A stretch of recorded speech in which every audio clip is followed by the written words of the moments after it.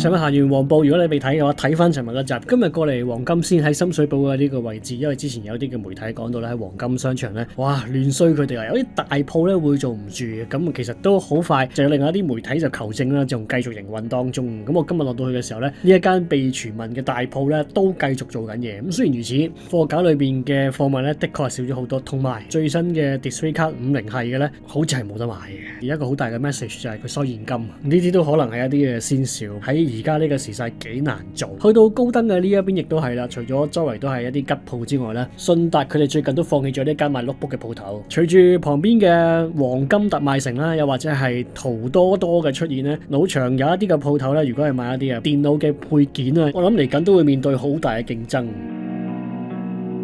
幾鬼多人啊！禮拜四晏晝都未夠2點鐘，呢個鴨寮街人頭湧湧啊！傳聞咧就係呢個圖多多進駐咗啲深水埗之後咧就發達，咁啊開咗2間分店啦。之後咧喺深水埗開多咗間，之後咧喺全個香港係咁開。你轉翻個英文中文先。你當佢係嗰啲深水埗大賣城咁樣啦，賣嗰啲嘢。嗱，以圖多多呢條街嚟睇，即係鴨寮街啦。咁啊，啲報道就話有好多鋪頭都咁樣，因為圖多多嘅進駐而執咗。即刻行個圈睇下有冇呢啲咁嘅情況先。冇人未嚟鴨寮街㗎係嘛？我估睇緊片嘅嗰啲觀眾朋友，電子啊、五金啊，或者一啲裝修嘅工具啊，咁呢啲其實都會喺鴨寮街呢度揾到。建材啦。即係嗰啲燈飾嗰啲啦，都會有。咁啊，呢個就係鴨寮街啊，燈都多鋪頭，尤其是而家講緊智能家居啊嗰啲，都好犀利嘅。仲有好多啲音響嘅鋪頭啊，鴨寮街啊，轉頭可以過睇下無間道啊音響鋪，應該搬走咗啊，有印象記得。咁但係呢一橛咧就暫時係冇見到一間吉鋪。呢個就係地鐵站 A 出口 A1 出口啊。頭先我哋喺 C 出口行過嚟 A 出口嘅，但係呢一邊咧，好似我頭先眼望一望咧，都係有啲吉鋪嘅，又確係有喎呢幾間。但係我覺得又唔算話好多啊！呢一下睇，跟住仲有呢一橛啦。嗱呢一橛咧就行前少少咧，會去到無間道嗰間影音鋪，音響鋪。不過應該係搬走咗啦，以我印象中就唔再喺鴨寮街呢度。如果你想嚟睇嘅話咧，就要上網睇睇啊，唔好摸門釘。啊，人流係非常之多㗎，呢個鐘數人流都唔少，同埋我行到第2條啦，呢邊鴨寮街。咁個吉鋪嘅數量佔條街嘅數量嚟講咧，亦都唔算好多。咁啊，呢個可以自行去判斷。咦，應該七仔，等一等，2點半再開翻。係啦，2點半再開翻，係咯，呢度行都唔算多。我哋過去對面睇下先。外國人咧好中意嚟行鴨寮街，因為覺得可能好神奇啊！啊，作為一個由細到大都即係深水埗呢個地方，我都成日嚟啦。一個人嚟講就即係可能揾某一啲用品嘅時候，我第一時間聯想到鴨寮街啦，鴨寮街啦。啊，呢個就係無間音響，好清晰寫咗啦，公告寫住03年9月9號開始咧已經搬咗啦，搬咗新蒲崗嘅。咁所以大家唔使摸門釘。喺無間道電影當中咧取景嘅就係呢一間科寶音響啊。咁我睇翻啲資料咧，其實創辦人咧劉振華先生咧，佢就喺21年嘅時候咧就離世嘅，之後改咗名叫做無間音響。睇翻啲網絡嘅照片咧，變咗無間音響之後咧，個內籠嘅裝修大致都係相近嘅。可能仲有好多外地嘅觀眾會想上嚟睇下無間道嗰間鋪頭啊嘛，嗰間音響鋪啊。咁就真係會可能摸門釘，特登過到嚟喺網上面都會繼續 search 到佢哋嘅嘢。係啊，哇，咁樣啊！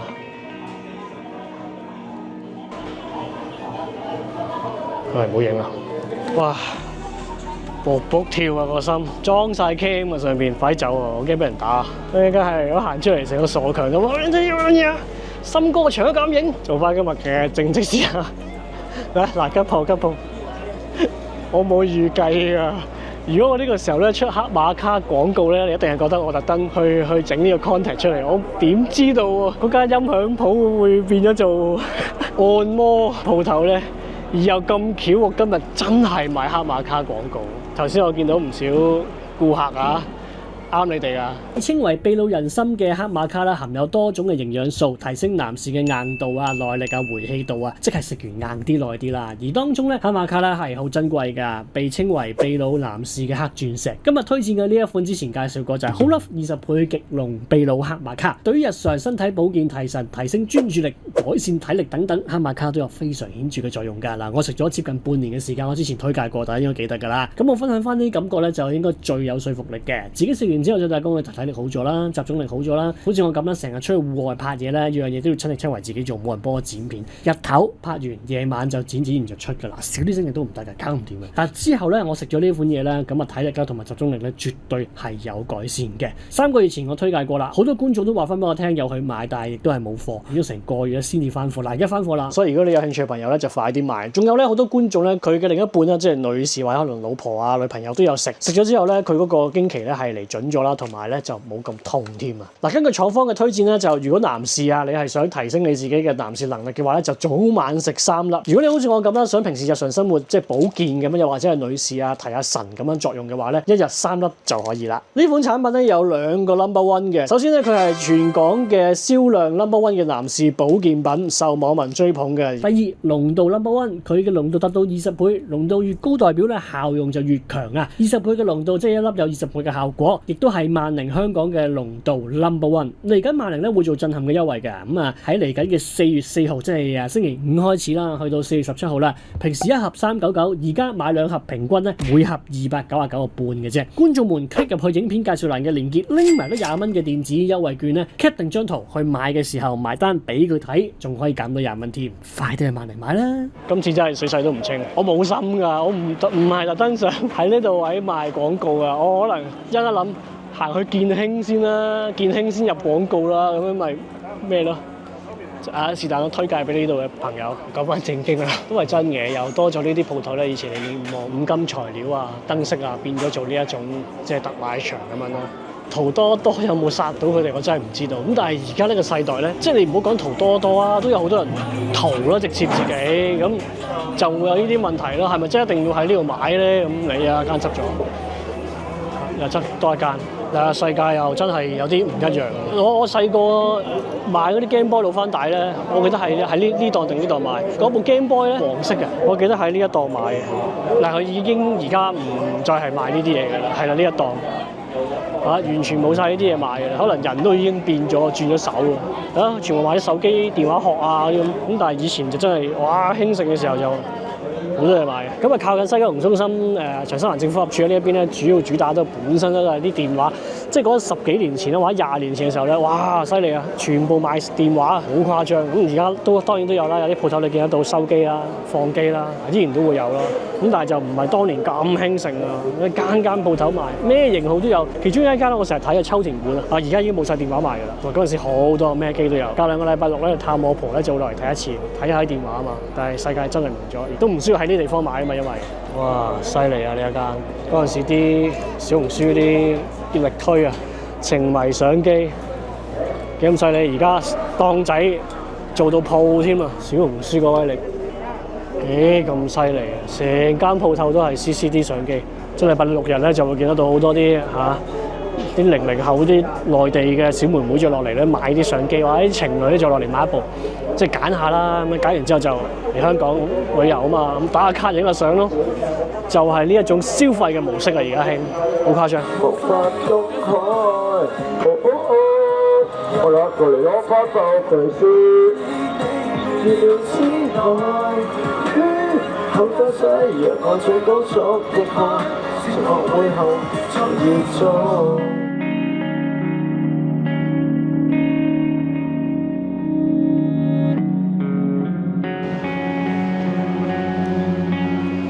呢間都執咗，一上嚟對正第一間，哇！旺店冇啦，呢個真係1樓咋？呢間都係執咗，哇！好慘烈喎，1樓又一間，哇！好慘烈喎，呢個1樓，呢個旁邊呢個就好耐啦，跟住呢一邊咧就光榮結業啦。最後24日啦，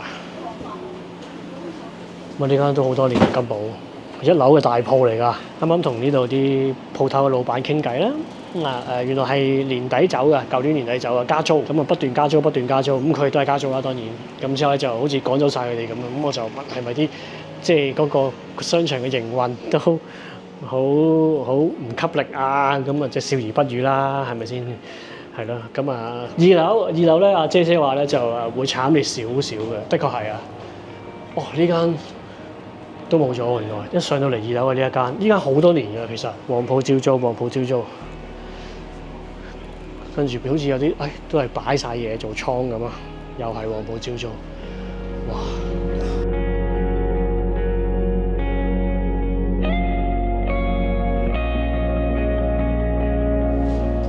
賣嘢都可能未必得，但你話可能係呢一種影下韓式嘅相啊、CV 相呢個，可能仲殺到條新出路，都興嘅而家呢一種，即係做證件相啊、身份證啊嗰啲咧。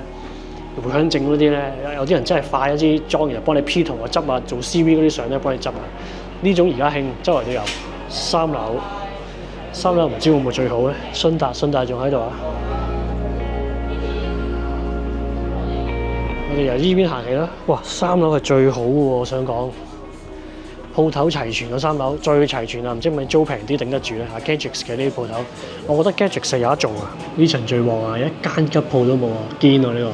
我記得我上次嚟都係咁講，我覺得電腦嘢咧，啲人去晒黃金啊或者高登嗰邊，就話想淘啦啲人。咁但係如果你呢度咧轉型係賣啲好似啲 gadgets 嗰啲嘢咧，我覺得係有得做，即係配件嘢，我覺得一定有得做。我同嗰啲鋪頭嘅店鋪嘅老闆傾偈，咁當然佢都係唔願意見樣咧，佢講起加租嗰啲嘢，咪麻煩，即係佢都驚麻煩。咁但係呢個似乎都係個租金影響到，去到呢個經濟咁嘅狀態咧，都仲話有得加租嘅話咧，唔知點樣做啊？呢個旺角電腦中心，即係如果有佢沒落咧，係好合理嘅。呢個經濟下行嘅狀態，咁啊啲鋪頭都話加租就走啦，有乜得解嘅大佬？你咁嘅人流係嘛？點樣做啊？即係所以有時我唔知道佢係咪想特登話加租趕走晒現有嘅商戶，咁然後佢重新再規劃咧，或者可能係咁。但係如果你以電腦中心嘅角度出發嚟講咧，呢度冇得救啊！呢度真係好難搞啊！